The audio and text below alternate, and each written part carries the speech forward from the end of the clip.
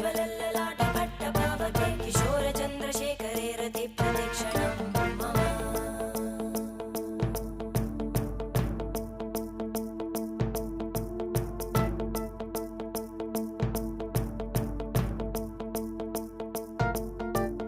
धराधरेन्द्रनन्दिनी विलासबन्धुबन्धुरा स्फुरद्दिगन्तसन्तति प्रमोदमानमानसे कृपाकटाक्षधोरणी निरुद्धदुर्धरापदि क्वचिद्दिगम्बरे मनोविनोदमेतु वस्तुनि